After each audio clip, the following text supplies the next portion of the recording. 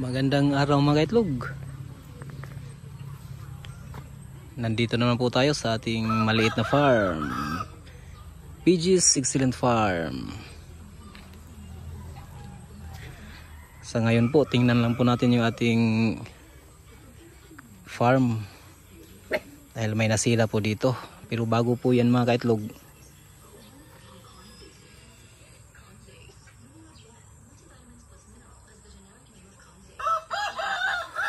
intro po muna tayo.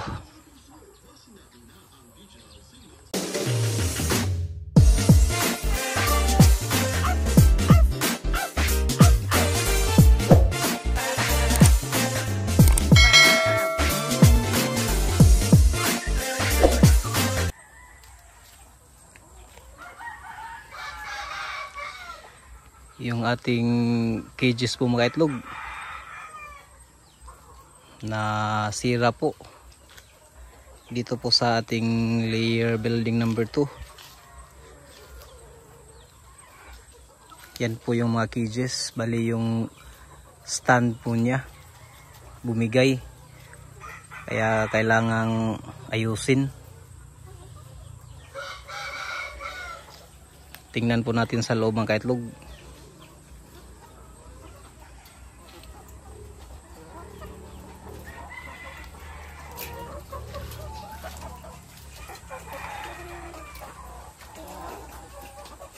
Yan po.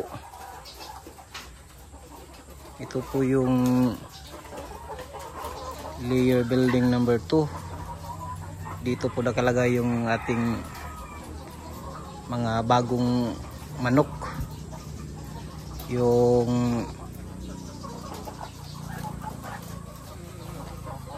pinakabagong nabili po.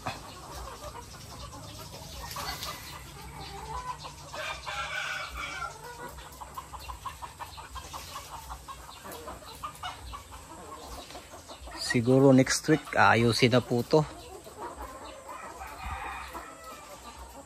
Titingnan lang po yung yung mga kailangang bilhin. Tsaka yung mag-aayos nito, siguro sila lang daw. Yung mga nagbabantay dito, dalawa man sila. Sabi kasi nila kaya daw.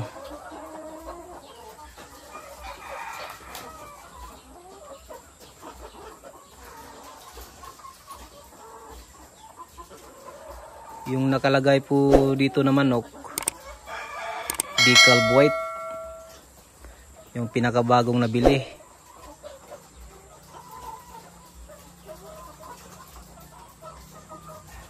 Decal white. Sa ngayon po, nandun sila sa sa layer building number 1. Ito naman po yung yung ating decal white pa rin.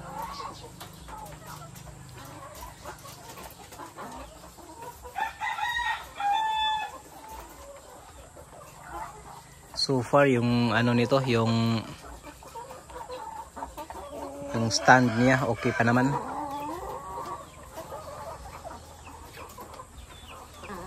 Yung sa kabila lang talaga. Diyan po.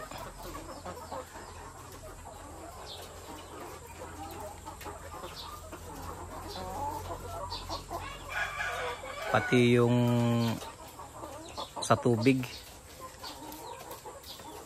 papalitan daw or may bibilhin.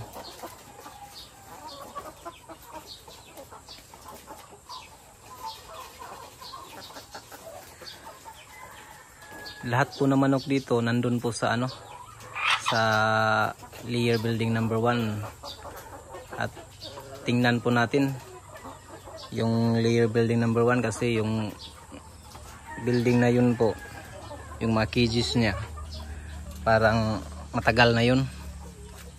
Diyan po.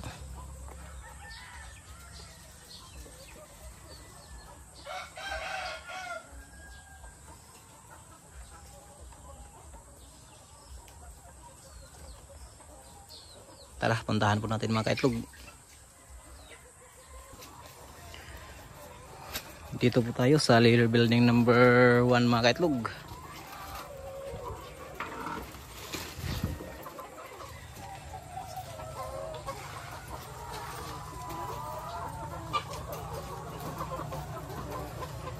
Ito po yung ating Loman layer chicken.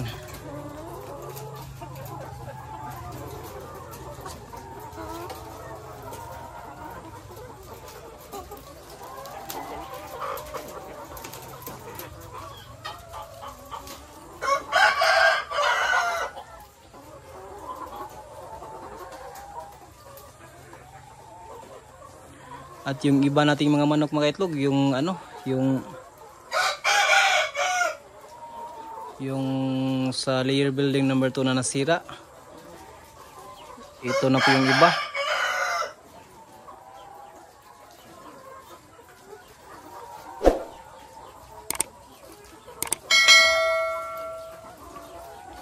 Uy, may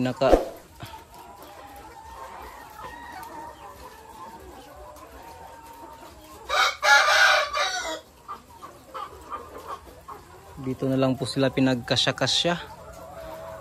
Yung ibang manok nandyan pa oh.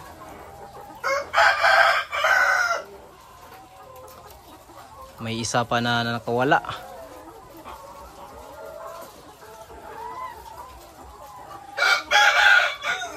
Sa ngayon po, di ko pa alam kung saan yung pinaka matagal na dito. Yung caretaker lang natin yung may alam nito.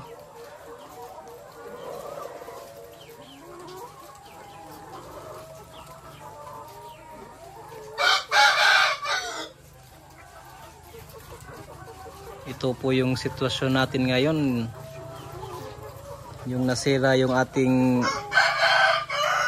layer building number 2 na pinakabagong na-purchase na mga manok. Decalb white po yun mga kaitlog. Siguro next week ayusin na yun.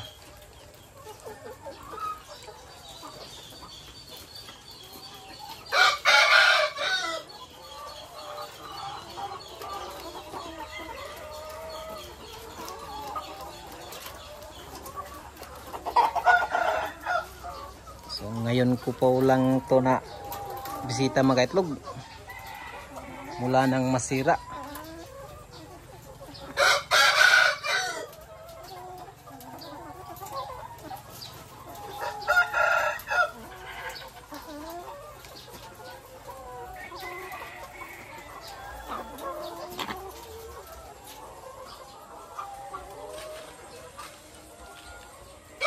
Saka yung mga kawayan pala dito mga kaitlog. Yung mga pwede nang ma-harvest o makuha, pinakuha na po namin. Kaya ito po yung nangyari sa ating kawayan. Ito po yung, kung maalala nyo po yung last year pa, ito po yung dahilan nung magkasunog. Nagkasunog po dito. Dito po nagsimula.